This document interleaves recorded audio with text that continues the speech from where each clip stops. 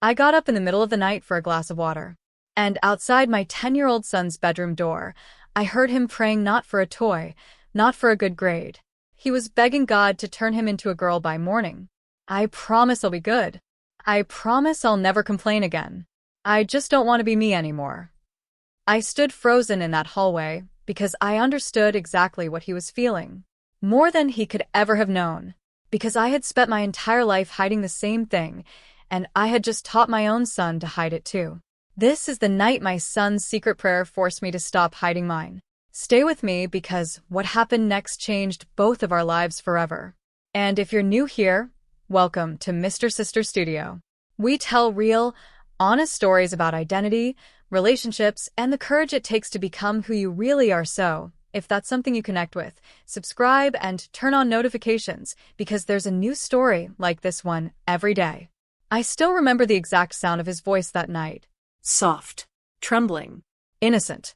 So small that anyone else might have missed it if they had walked past too quickly. But I didn't miss it. I froze outside his bedroom door with one hand still resting on the wall, and my breath caught halfway in my chest. It was late, the kind of late when every light in the neighborhood had already gone dark and the silence in the house felt heavy enough to hear. I had gotten up to drink water, because sleep wasn't coming easy to me that night. Sleep hadn't come easy to me for years, if I'm honest. I was used to lying awake, staring at the ceiling, feeling like my life was some stage play I had rehearsed too long and forgotten how to step away from. But that night, on my way back from the kitchen, I heard my son whispering. At first, I thought he was talking in his sleep. Then I realized he was praying.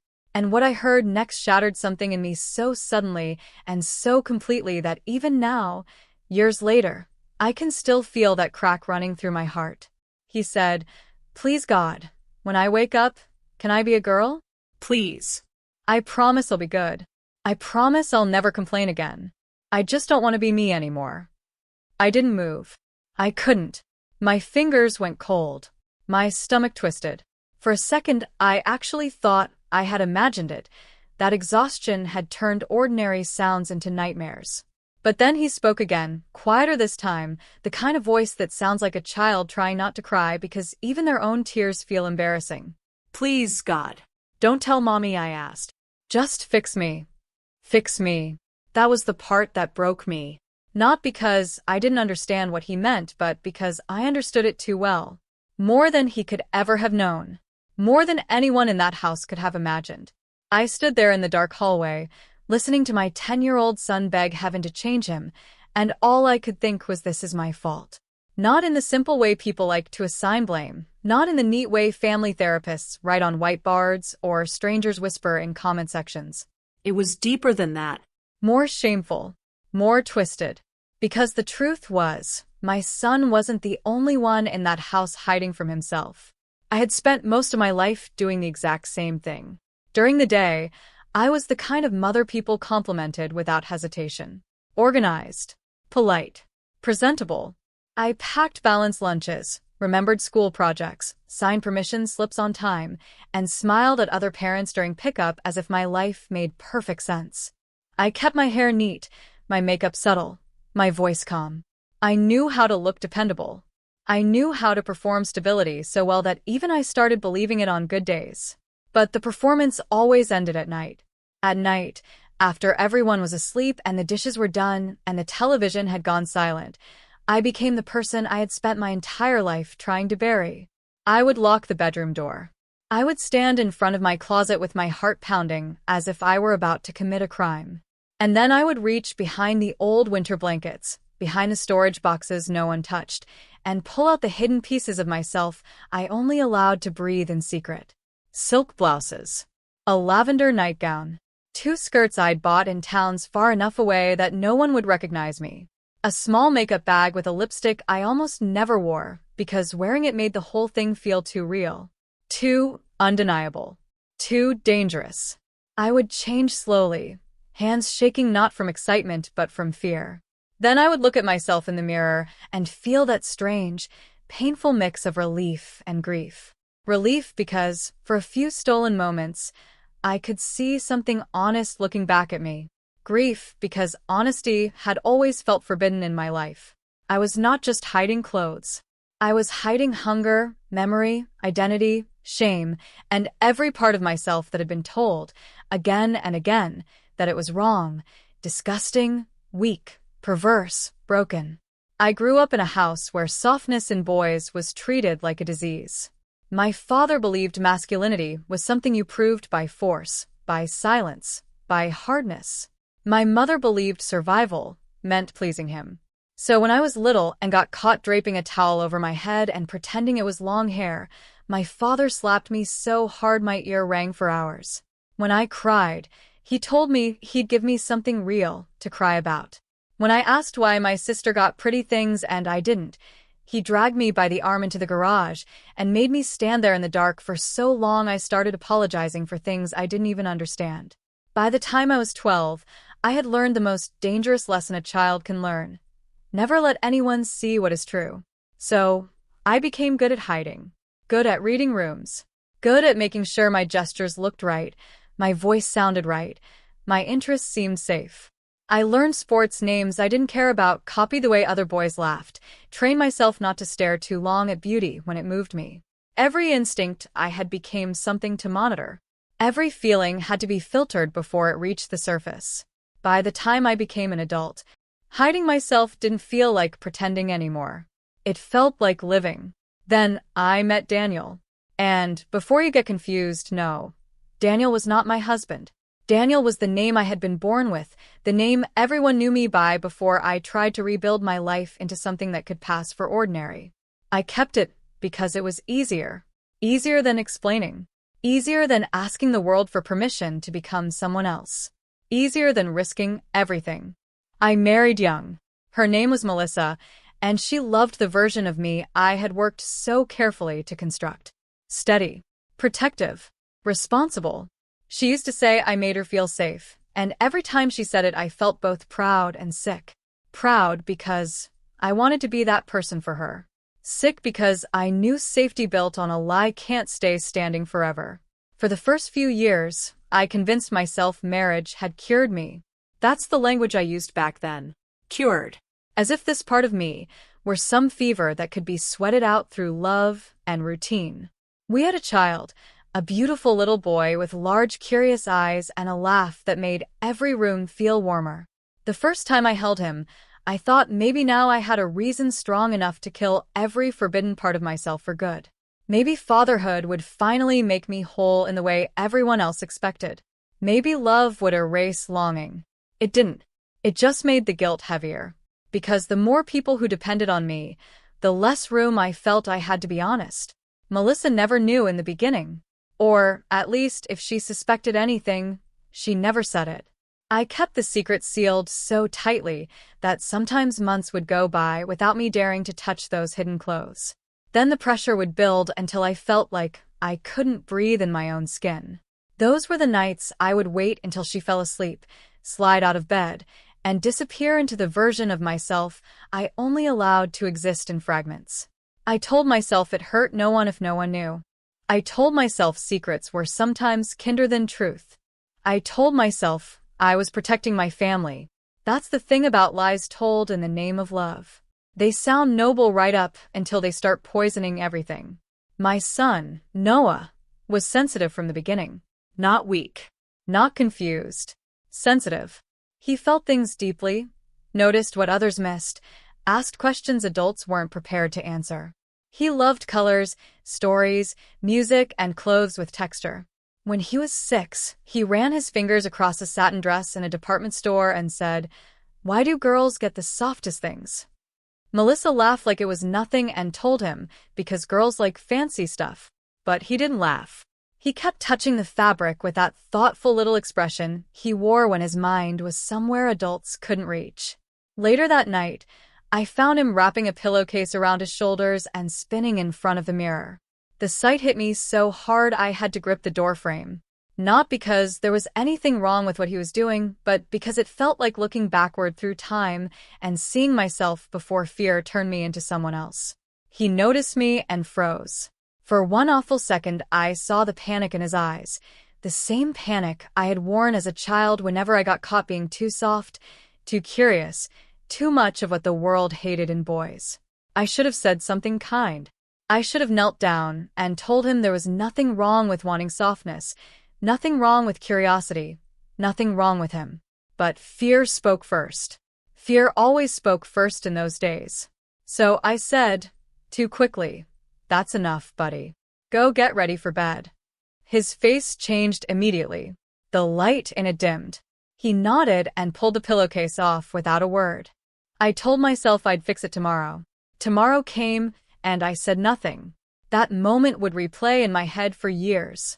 That tiny disappointment on his face. That first lesson I accidentally passed down to him, the same lesson I had been taught. Hide that part. Don't let anyone see. As Noah got older, Melissa started noticing things too. The way he preferred drawing to soccer. The way he lingered in the girls' toy aisle. The way he hated haircuts and cried when the barber cut his bangs too short. She said he was just artistic. I agreed, because that sounded safe. But then one day, she found him painting his nails with watercolors in the bathroom mirror, and something in her expression tightened in a way that frightened me. She didn't yell. Melissa was not a screamer. Her disappointment was quieter than that, and in some ways quieter is worse. She wiped his hands clean with a wet cloth and said, "That's not for boys, honey." He looked at her and asked, "Why?" She opened her mouth, then glanced at me as if expecting me to answer. I didn't. I stood there like a coward, holding a cup of coffee I no longer tasted, letting silence do the damage for me. Later that evening, she said we needed to be careful. About what? I asked, even though I knew. About encouraging strange ideas, she said. Kids are impressionable. He needs guidance. Guidance. Another soft word that can hide a hard intention. I nodded because I didn't know how not to nod. She kept talking about balance, about normal development, about not wanting him to be teased. But underneath all of it, I heard the real fear. What if our son isn't who we expected him to be? And underneath that, I heard my own more secret terror. What if he is too much like me? That possibility haunted me, not because I wanted him to be different, but because I knew exactly what the world does to children who are. I had survived it badly. I didn't know how to help someone else survive it better. The house began changing in subtle ways after that. Comments that seemed harmless on the surface started piling up like dust in corners. Boys don't wear that color. Stand like this. Don't be so dramatic. That toy is for girls. Why don't you play with the other boys more? Melissa thought she was correcting him, Protecting him. steering him toward an easier life. And every time she did it, I felt two opposing instincts tear at me. One wanted to defend him immediately. The other wanted to disappear before she looked at me too closely and recognized herself doing to him what life had done to me. I started noticing Noah watching me more carefully. Children are experts at reading what adults try to hide. He watched my pauses, my hesitations, the way I sometimes stared too long at things I shouldn't, the way my voice changed when certain topics came up. Once, while folding laundry, he picked up one of Melissa's blouses and held it to his chest. "Do you think this would look nice on me?" he asked. I laughed too fast, almost dropping the towel in my hand. "Why would you ask that?" He shrugged, but he didn't look embarrassed. He looked genuinely curious. "I just like it." I should have said yes, maybe it would. I should have said clothes are clothes. I should have said liking beauty isn't a sin. Instead I said, "Let's not let Mom hear you say stuff like that." The moment the words left my mouth, I hated myself. Because I had done it again. I had taught fear, not freedom. Secrecy, not trust.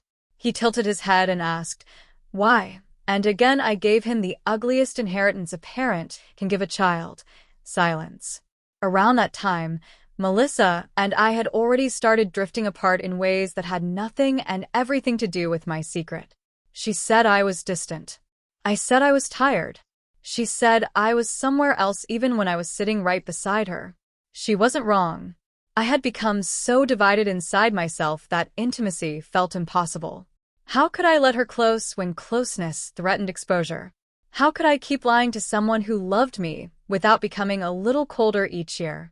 We still functioned like a family. We still attended school events together, ate dinner together, smiled in holiday photos together. But our marriage had begun to hollow from the inside, and no amount of routine could hide that forever. Then came the night everything cracked open. It didn't happen the way dramatic stories usually tell it. There was no grand confession, no explosive confrontation with music swelling in the background. It was small, Domestic. ordinary. Melissa had gone to stay with her sister for the weekend because her sister had just ended a long relationship and needed support. Noah had been invited to a sleepover but begged to stay home instead because he said he didn't feel well. By 9 o'clock he was asleep, curled on his side with one hand under his cheek.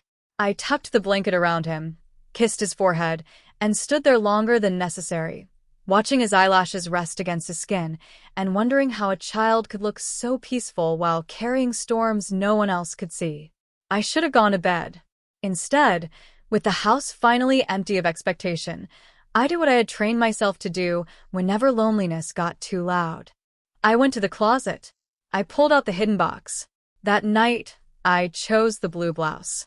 It was simple, soft, almost modest enough to be unremarkable, but the fabric against my skin felt like relief. I put on a skirt too, brushed my hair differently, and sat on the edge of the bed staring at my reflection with tears in my eyes I couldn't explain. I did not feel glamorous. I did not feel sexy. I did not feel absurd. I felt real, and that was the most dangerous feeling of all. I don't know how long I sat there before I heard the floorboard creak behind me. I turned so fast my neck hurt. Noah was standing in the doorway. He had one of his stuffed animals tucked under his arm, and his face was unreadable in that first stunned second. I stood up too quickly, nearly knocking over the lamp. "Noah," I said, voice cracking. He didn't run. He didn't scream. He just stared at me with those wide, serious eyes and asked, very quietly, "Why are you dressed like that?" I could have lied. I had lied my whole life. But something about the way he asked made lying feel impossible. Not morally impossible. Humanly impossible. I looked at my son, the child I had failed every time fear made me silent, and I realized this moment might shape him forever. Maybe both of us. So I sat back down because my legs felt weak and said, "Because sometimes this feels more like me." He stepped into the room. "More like you how?" I swallowed. "Like the part of me I don't show people." He kept staring, but there was no disgust in his face. Only confusion. And maybe recognition. He asked, "Do you want to be a girl?" No child should ask a question that big with such softness. No parent is ever fully ready to answer it. "I don't know," I said honestly. "Sometimes I think I wanted to be allowed to be something different. Sometimes I think I spent so long hiding that I don't even know what to call it anymore." He came closer. "Do you do this a lot?" "Sometimes." "Does Mom know?" There it was, the question that separated secret from truth, child from witness. I shook my head. "No." He looked down at the stuffed animal in his arm and rubbed its worn ear between his fingers. "So you're hiding too?" Two.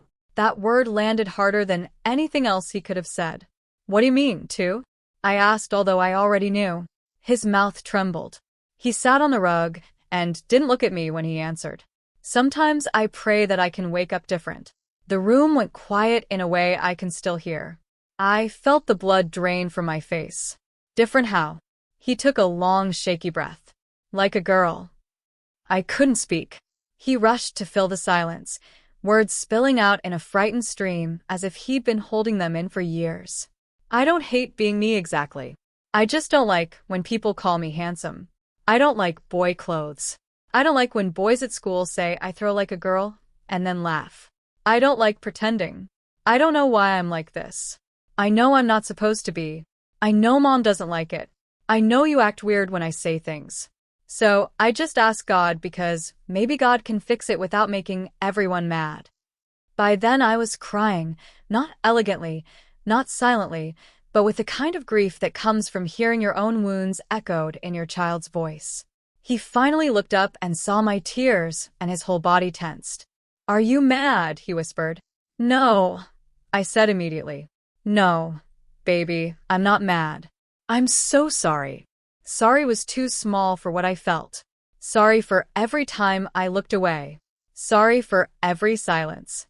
Sorry for every moment I taught him fear, because I was afraid of my own reflection. He studied me carefully. Then why are you crying? I laughed once through the tears, bitter and broken. Because I should have listened sooner. Because I should have made it easier for you to tell me things. Because I know what it feels like to think something about you needs fixing. He was quiet a long time after that. Then he asked, "Is it bad?" It took me a second to understand what he meant. What? Being like this. There are questions children ask that define the adult answering them. That was one of them. And I knew, with horrifying clarity, that I could either pass on the poison I had inherited or try, however imperfectly, to stop it with me. So I slid off the bed, sat on the floor across from him, and said the words I wish someone had said to me when I was 10 years old. No. It is not bad. It is not disgusting. It is not wrong. It is not something that makes you broken. It may be confusing. It may be scary. It may make life complicated in ways that are unfair. But it is not bad. He started crying then, sudden and hard, as if he had been waiting for permission. I pulled him into my arms and held him while he shook. He smelled like soap and sleep in childhood. He whispered into my shoulder. I thought if I said it out loud, everyone would hate me. I closed my eyes and held him tighter. I don't hate you, I said. I could never hate you. What I didn't say out loud was that I had spent decades hating myself enough for both of us. That night, we talked until nearly morning. Not in perfect language. Not with professional understanding. Just honestly. As two frightened people can talk when they've both been living behind locked doors. He told me he liked imagining himself with long hair and pretty clothes. He told me he sometimes pretended in the bathroom mirror when no one was home. He told me he hated church sermons that talked about boys and girls like there was a wall between them no one was allowed to cross. He told me sometimes he wished he could unzip his life and step into another one. And I told him pieces of my own truth, carefully, in ways he could carry without being crushed by them. I told him some people feel different inside than the world expects. I told him adults can be scared of what they don't understand. I told him hiding can feel safer at first, but it becomes lonely after a while. I told him the most important thing was that he did not have to carry this alone anymore.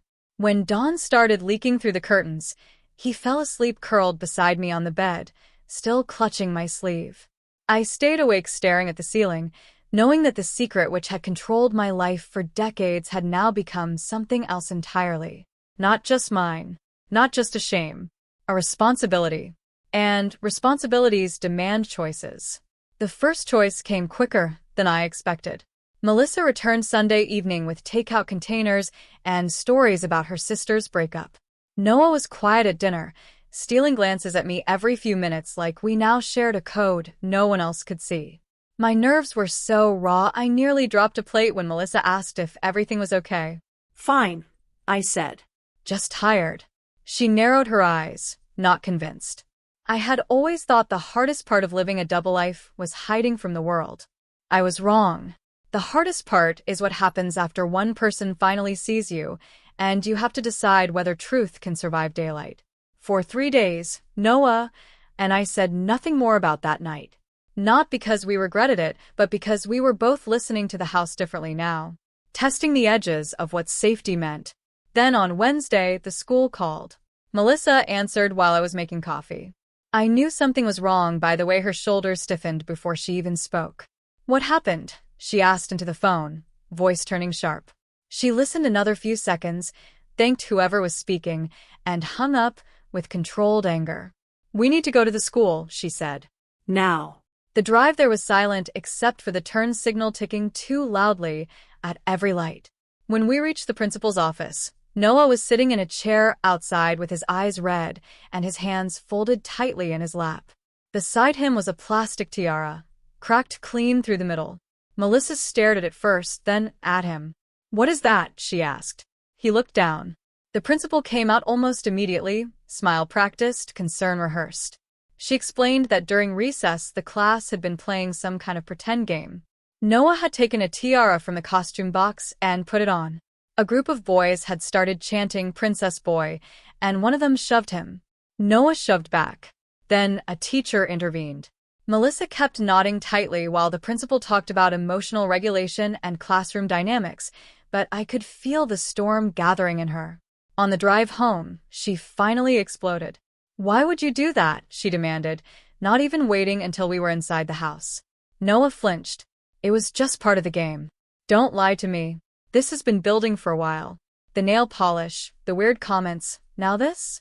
Do you have any idea how cruel kids can be?" "I know," he whispered. "Then why keep doing things that make you a target?" That sentence cut through me because it was so familiar. The same logic adults always use when they're too afraid to confront cruelty itself, so they try to manage the victim instead. Don't be yourself so loudly. Don't invite harm. Don't make other people uncomfortable. Be smaller. Be safer. Be less. Noah's lip trembled, and before I could stop myself, I said, "He didn't do anything wrong." The room went still. Melissa turned toward me slowly. "Excuse me?" "He was playing a game," I said, heart slamming against my ribs. "The boys who mocked him did something wrong. Not him." "You are missing the point." "No," I said, surprising even myself with the firmness in my voice. "I think maybe we've both been missing the point." Her eyes narrowed. Noah looked between us like someone watching ice crack under his feet. Melissa lowered her voice, which meant she was angrier than if she had shouted. "Then explain it to me." "I wish I could tell you I chose courage cleanly in that moment, that the truth rose out of me like a song too long suppressed. It wasn't like that. It felt like terror, like stepping off a ledge and hoping honesty had hands." I looked at my son, saw pure panic on his face, and realized he was about to learn something crucial, whether the adult who promised he wasn't alone actually meant it. So I took a breath that felt like swallowing glass and said, "Because he's not the only one in this house who has been hiding." Melissa stared at me. "What are you talking about?" I closed my eyes for 1 second, then opened them and told the truth. Not every detail. Not every year of shame and secret and stolen softness. But enough. Enough for the shape of it to become undeniable. I told her about the clothes, about how long it had been part of me, about the confusion I never resolved and the fear that taught me silence, about finding Noah and hearing myself in him. I told her I didn't know exactly what label fit me, but I knew hiding had not made me whole, and I knew I would not let the same silence break our child if I could help it. She listened without interrupting, which somehow felt worse. Her face didn't twist in disgust the way I had always imagined. It emptied, like every familiar thing in a room had suddenly become foreign. When I finished, the silence lasted so long I thought maybe she hadn't understood. Then she laughed once, a small stunned sound with no humor in it at all, and said, "So this is what's been happening. This is why he's confused." There it was. Blame, simple and sharp, looking for a target it could name. "He's not confused because of me," I said. "He's scared because he already knows how little room this world gives people like him."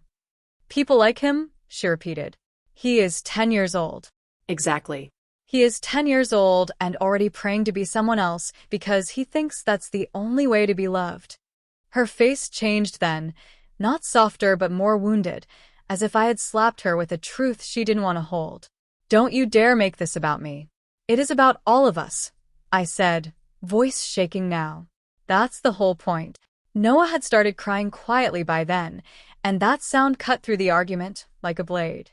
Melissa looked at him, at the broken tiara still in his hands, at me standing there trembling in a half-lived truth, and for a moment I thought maybe something in her would break open toward compassion. Instead she whispered, "I need air," grabbed her keys and walked out. The front door slammed so hard the wall rattled. Noah looked at me like the whole world had just ended. I went to him immediately. He said, through tears, "I ruined everything." I knelt in front of him and held both his shoulders. No. "Listen to me. You did not ruin anything. The truth did not ruin anything. The lies were already doing that." He cried harder, and I held him while my own fear roared through me. Because now the secret was no longer contained. Now it was in the open where consequences lived. That night Melissa didn't come home until after midnight. When she did, she went straight to the guest room. The next morning she moved through the kitchen like a stranger borrowing someone else's life. She made coffee, packed her bag, kissed Noah's head with visible effort, and left for work without looking at me. The next few weeks felt like living inside a house after a storm had torn part of the roof away. Nothing looked completely destroyed from the outside, but everything inside was exposed. Melissa and I moved around each other carefully, not out of kindness but out of raw caution, like two people carrying open flames through a room full of gasoline. She slept in the guest room. She answered my questions with one-word replies. She avoided being alone with me unless Noah was present, and when Noah was present, she tried so hard to act normal that the performance itself became painful to watch. He noticed, of course. Children always notice when the air changes. He became quieter at breakfast, slower to answer, more likely to disappear into his room after school with a book or his sketchpad. And I hated myself for the fact that the one time I had finally chosen honesty, the result looked so much like destruction. But truth often looks like destruction before it looks like freedom. That was a lesson I had not yet learned. One evening, maybe 2 weeks after the fight in the kitchen, Melissa asked if we could talk after Noah went to sleep. Her voice was calm, but calm had become the most frightening sound in our home. I sat across from her at the dining table, the same table where we had once planned birthdays and school schedules and summer trips, and waited. She folded her hands together and stared at them for a long time before speaking. "I don't even know where to begin," she said. "Then begin anywhere," I answered. She let out a breath that sounded exhausted, not angry. "How long?" I knew what she meant. "Most of my life," I said. No, not that. "How long have you been hiding it from me?" I looked down. "All of our marriage." She closed her eyes for a moment, as if the words had physical weight. "So every time I thought something was off, every time I thought you were pulling away, every time I wondered if you didn't want me anymore, it wasn't about not wanting you. Then what was it about?" Her voice sharpened, finally letting the pain show. "Because from where I'm sitting, it looks like I gave years of my life to someone who never trusted me enough to tell me who they really were." I had no defense that didn't sound pathetic, because she was right. Fear explained my silence, but it did not erase the wound it caused. "I was ashamed," I said quietly. "I know that doesn't fix anything. I know it probably makes it worse. But I was ashamed long before I met you. And once I loved you, I was even more afraid." She looked at me with a kind of heartbreak that was almost harder to bear than disgust would have been. "Afraid of what? That I would leave? That I would laugh at you? That I would think you were disgusting?" I swallowed. "Yes." She looked away. "Do you know what's awful? I want to say, I never would have. But I don't even know if that's true." Her honesty cut both ways. There was no comfort in it, but there was something painfully clean. "I grew up with certain ideas," she continued. "Certain lines. Certain beliefs about family, about men, about women, about what is normal. I never had to question any of that before. And now it feels like my whole life has been split open, and I don't know what I'm supposed to think." "You don't have to know right away," I said. "I'm not asking for immediate understanding." "No," she said bitterly. "You just dropped a grenade into this family, and now we all get to study the damage in stages." I accepted that because I had earned it. But then she said the thing I had been dreading. "And Noah." Her name for him came out softer, more frightened. "I need to know whether this is because of you." I felt heat rise in my chest at once. "He is not a project I created." "That's not what I mean." "Then what do you mean?" "I mean children copy what they see. They absorb things. Maybe he's confused because he picked up on something from you. Maybe he doesn't really understand what he's saying yet. Maybe we are supposed to guide him instead of acting like every thought a 10-year-old has is some deep truth." I leaned back and pressed my palms flat against the table to keep them from shaking. "Maybe. But do you hear yourself? You're so desperate for this to be something temporary, something accidental, something caused, because if it isn't, then you have to face the possibility that this is simply who he is. He is a child." Yes. "A child who is already praying to disappear." She flinched because I had not told her that part before. "What?" I realized then that in all the chaos, I had protected that detail, as if speaking it aloud would make it even more real. But now there was no room left for half-truths.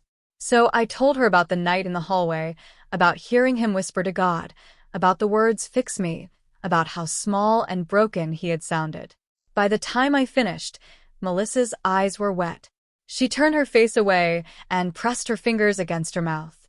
For a second I saw not the woman who had hurt him with correction and silence, but the mother who loved her child and was terrified of losing the version of life she thought she understood. "I didn't know," she whispered. "I know," I said. "That's part of the problem. None of us say what we most need to say until the pain gets loud enough." She started crying then. Not dramatically. Quietly. The kind of crying people do when they don't want anyone to see. "I don't want him hurt," she said. "I know. I don't want people to be cruel to him. I know. And I don't know how to protect him from a world that is." I had no wise answer for that, because the truth was I didn't know either. So I said the only honest thing left. "Maybe we start by making sure home is not one more place he has to survive." She looked at me then, and in that moment I thought maybe something had shifted. Not enough to heal us. Not enough to undo years of silence. But enough to begin. The next day, Melissa asked Noah if he wanted to talk after dinner. He looked at me immediately, fear flashing across his face, and I nodded as gently as I could. We sat together in the living room, the three of us, with the television off and the late afternoon light making long shadows across the carpet. Melissa spoke first. "I owe you an apology," she said. Noah stared at her, stunned. "For what?" "For times I made you feel like there was something wrong with you." He said nothing. He had been waiting too long for these words to trust them easily. She swallowed and tried again. "I may not understand everything yet, but I love you, and I don't want you to be scared of me." That was the moment he started crying. Not because her apology fixed everything, but because children carry hope even after adults have mishandled it, and hearing love spoken clearly can undo a lot of damage at once. Melissa held him, and I watched from the couch opposite them with tears in my own eyes, feeling both grateful and strangely outside the picture. Because apology did not mean acceptance of me. It did not mean our marriage had survived. It meant only that she was trying, in her own frightened way, not to lose her son. Sometimes love begins there, in the refusal to keep doing harm even when you do not yet know how to do good. For a while, things became gentler. Not easy. Never easy. But gentler. We stopped correcting Noah's every preference. Melissa tried not to tense when he wandered into the girls' section of a store. I tried not to flood him with too much of my own story, too much too fast, out of guilt or urgency. We let him grow a little space around himself. He started drawing again with more color. He laughed more. He even asked one Saturday if he could grow his hair out just a little. Melissa hesitated, then said, "We can try." That "we can try" sounded tiny, but in our house it was enormous. But peace built in private does not stay private forever. The outside world always comes knocking. In our case, it knocked through school first. Noah's teacher asked to meet with us after noticing that he seemed distracted and withdrawn during group activities. Melissa and I went together, a united front in posture, if not in certainty. The teacher, Mrs. Calloway, was kinder than I expected. She spoke gently about social struggles, about a few incidents of teasing that had not been fully reported, about Noah seeming anxious whenever teams were split into boys and girls. Melissa looked stricken. I asked what the school could do. Mrs. Calloway chose her words carefully. Supportive language matters. At this age, children are trying to understand themselves. They need to know school is safe for questions, not just compliance. I almost laughed from relief because it had been so long since another adult in authority had sounded like a human being instead of a warning sign. She suggested the school counselor, not as a corrective measure, but as support. Melissa stiffened at the word counselor. In our community, therapy still carried the stale smell of scandal, weakness, and whispered family failures. But to her credit, she didn't say no. That evening we told Noah the school wanted to help him feel safer, and he looked terrified until I said, "Nobody is trying to fix you. Melissa nodded after a beat. Just support you, she added. He searched our faces carefully and then whispered, Okay. The counselor, Ms. Ramirez, became one of the first adults outside our home to give Noah language that wasn't soaked in shame. She didn't rush him toward labels or certainty. She let him describe what felt right and what felt wrong. She asked simple questions with extraordinary patience. How do you feel when people call you a boy? What feels comfortable? What feels scary? What do you wish adults understood? The first few sessions, he came out quiet and tired. Then one day, he came out lighter. In the car, he said, She says I don't have to decide everything right now. I gripped the steering wheel tighter, because that sentence alone would have saved years of my life if I had heard it at 10. She's right, I said. You don't. He nodded and looked out the window. She also said secrets get heavier if you carry them alone. I smiled sadly. She's right about that too. But as Noah slowly became more open, Melissa and I became less able to pretend that our marriage could simply stretch around the truth and remain the same shape. The distance between us changed from cold avoidance into something more formal, more final. One night after Noah had gone to sleep, she sat across from me again and said, I don't think I can be your wife in the way I was before. I had known it was coming, but knowledge does not soften impact. I sat very still. Because of who I am? Because I don't know who you are, she said, and the sadness in her voice nearly broke me. And because I don't know how to be married to someone who has hidden so much of themselves for so long. Maybe that's unfair. Maybe you never had a real chance to be honest. But I can't just wake up and become a different person either. I nodded slowly, because any attempt to argue would have turned pain into cruelty. Are you asking for a divorce? She looked down. I'm saying I think we are already living the answer. There are moments in life when grief is so expected that it arrives quietly. No shouting. No pleading. Just the dull recognition of something ending long before the paperwork makes it official. We agreed not to tell Noah immediately. We agreed to be careful. We agreed, like so many people in breaking families, to turn heartbreak into logistics because logistics hurt less for a little while. But nothing stays contained. A week later, my sister-in-law Rebecca came over unexpectedly while Melissa was out and found me sorting through storage boxes in the bedroom. I had one of the hidden blouses in my hand, not because I was wearing it, not because I had been caught in some dramatic reveal, but because I had finally decided that living with pieces of myself buried behind old blankets was making me sick. Rebecca stood in the doorway, looked from the blouse to my face, and understood enough to go pale. Daniel, she said carefully, what is this? There are few things more exhausting than deciding, over and over, whether to lie. That day I was too tired to do it well. It's mine, I said. She stared. Melissa knows? Now she does. Rebecca sat down on the edge of the bed without being invited. My God. The phrase came out like a diagnosis. Please don't make this worse than it already is, I said. Worse, she repeated. You lied to my sister for years. Your son is already mixed up, the school has been calling, and now this. There it was again. Mixed up. The lazy phrase adults use when a child's inner life inconveniences their categories. Don't talk about him like that. Then how am I supposed to talk about this? You think this is normal? I was too tired for rage, but not too tired for clarity. Whether you think it's normal is irrelevant. It's real. Rebecca stood up, horrified not only by me but by the fact that I was refusing to shrink. Melissa is going to need help, she said. From what? I asked. From me? From the truth? Or from other people finding out and not reacting the way you want? She left in a storm of perfume and judgment, and by that evening Melissa was in tears because Rebecca had called their mother. 2 days later, my mother-in-law arrived with a casserole no one touched, and concern so sharp it almost counted as hostility. She sat in my living room and said, I think Noah needs firmer boundaries before this goes any further.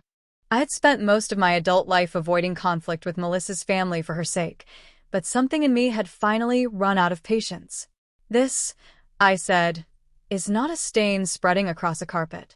She blinked at me. I'm talking about the child. So am I. She looked at Melissa as if expecting backup.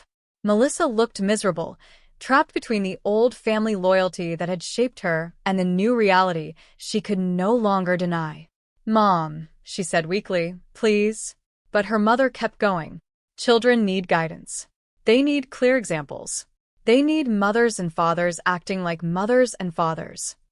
The cruelty of that sentence was almost elegant in its precision. I stood up because if I stayed seated, I might say something I would regret. "You need to leave." She stared at me as if I had become obscene right in front of her. "This is still my daughter's house too. Then for your daughter's sake, leave before you do more damage." It was Melissa, not me, who finally said it with finality. "Mom, go." Her mother left offended and self-righteous, muttering about prayer and confusion and how no one listens until it's too late. The front door closed. Melissa broke down. And for the first time since all of this began, I saw clearly that she was not standing on some solid platform of certainty while I drowned below her. She was drowning too, just in different water. We sat on the kitchen floor that afternoon while Noah was still at school, surrounded by silence and spilled pain, and she said, "I don't know how to do this if everyone around me keeps acting like my child is a problem to solve." I answered softly, "Then maybe we stop building our life around what everyone around you thinks." She laughed through tears. "That sounds brave when you say it." "No," I said. "It sounds expensive, but maybe necessary." The divorce conversation became real after that. We told Noah together one Sunday afternoon, sitting beside him on the couch with more space between Melissa and me than I realized until I saw him notice it. Melissa explained that sometimes adults love each other and still cannot stay married the same way.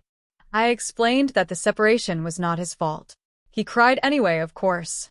Children almost always believe they are somehow the earthquake. He asked if one of us was leaving because of him. Melissa took his face in both hands and said with fierce sincerity, "Never because of you." That was one of the truest things she ever said. The separation was not because of him. It was because truth had finally demanded more room than our marriage could give it. After we told him, he went to his room for an hour. When he came back, he looked at me and said, "Are you still going to be my parent if you live somewhere else?" The question nearly destroyed me. "Always," I said. "In every house, on every street, in every version of life, I am still your parent." He nodded as if storing that answer somewhere sacred. A month later, I moved into a small rental across town. It had 2 bedrooms, thin walls, bad lighting, and a kitchen so narrow 2 people could barely stand in it at once. It was also the first place I had ever lived where secrecy did not organize the furniture. I remember carrying boxes in on the first day and realizing with something close to panic that there was no established hiding place for the clothes I had kept buried for years. Then I realized I did not have to create one. That thought was so unfamiliar it felt almost dangerous.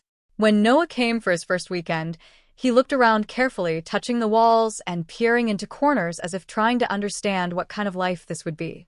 He found his room, saw the comforter I had chosen with stars on it because he used to love astronomy, and smiled for the first time all day.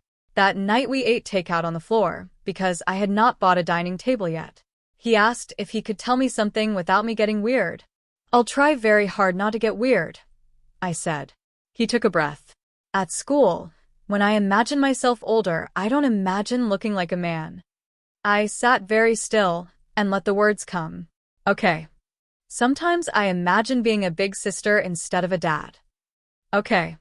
Sometimes I think if I say that too much, it'll become real and everyone will get mad." "Talking about something doesn't force it to happen," I said. "It just helps us understand it." He nodded. "Do you wish you had talked sooner when you were little?" That question came out of nowhere and straight into the center of me. "Yes," I said after a long pause. "But I also know why I didn't. I was scared. And the adults around me made fear feel smart." He leaned his head against my shoulder. "I'm scared too." I put my arm around him. "You don't have to be brave all at once." Those weekends with him became the quietest education of my life. Not because I was teaching him, but because I was watching someone younger and braver than I had ever been try to tell the truth before it hardened into poison. He would test language the way some children test water temperature, one toe at a time. Some days he said he hated being called a boy. Some days he said he didn't know what he was. Some days he just wanted to wear soft things and not explain himself to anyone. I learned to stop rushing toward definitions. I learned that presence matters more than solutions. I learned that when a child says something vulnerable, the first job of the adult is not interpretation. It is safety. But safety outside my apartment was another matter. Word had begun to travel through our town in the ugly, shapeless way gossip travels when people have enough information to be cruel, but not enough to be honest. Melissa's sister stopped speaking to me entirely. A family from church suddenly decided to pray for a household, in that pitying tone that disguises condemnation as concern. One father at school pickup looked at Noah a little too long after hearing some rumor and then pulled his own son closer in a gesture so subtle he probably thought no one saw it. I saw it. Noah saw it too. That evening in the car, he asked, "Did I do something bad at school again?" I wanted to lie and say no. People are kind. The world is gentle. Adults are mature. But lies had taken enough from us already. "No," I said. "Sometimes people get uncomfortable when they don't understand something." He looked down at his hands. "Does that mean they don't like me?" "It means their understanding is limited," I said carefully. "That's different. It feels the same." Children say devastatingly accurate things with no idea how deep they cut. I reached over at the red light and squeezed his hand. "It may feel the same, but one day you will learn not to build your worth out of other people's limits." He was quiet for the rest of the drive, and I wondered whether I believed my own words yet. The hardest night of that season came in early winter. Noah was staying with me. I woke up around 2 in the morning to the sound of him crying in the bathroom. At first I thought he was sick. When I opened the door, he was sitting on the floor in his pajamas with his knees pulled up, staring at his own reflection in the cabinet mirror. "Hey," I said softly, kneeling beside him. "What happened?" He didn't answer right away. Then he whispered, "I think God forgot me." There are sentences no child should ever have to say. "Why would you think that?" I asked. He wiped his face angrily. "Because I keep waking up the same." I sat beside him on the cold tile and felt my own old prayers rustle awake like ghosts. "Maybe the point was never for you to wake up as someone else," I said quietly. "Maybe the point is that you deserve love while you're figuring out who you are." He shook his head. "But what if people only love me if I stay the way they want?" I closed my eyes for a second, because that fear had built half my life. "Then their love is too small," I said. "And that is not your fault." He looked at me with red, tired eyes. "What if yours is too?" I do not think any accusation from an adult could ever hurt as much as that question from my child, because it was fair. He had reasons to doubt me. Years of them. I answered slowly, making each word earn its place. Sometimes I was too afraid to show love properly. Sometimes I let my fear speak for me. But my love for you is not small. My courage has been small. That's not the same thing. And I am trying to make it bigger. He stared at me, then leaned forward and buried his face against my shoulder. We stayed on that bathroom floor a long time, the mirror reflecting two people who looked exhausted and unfinished and still, somehow, alive. And that is where part 2 truly turns, because it was after that night that I stopped thinking of our story as one about secrets being exposed and started understanding it as one about what comes after exposure. Because once the truth is out, the real question is not who leaves. It is who stays, who learns, who grows, who refuses to let shame keep writing the family story.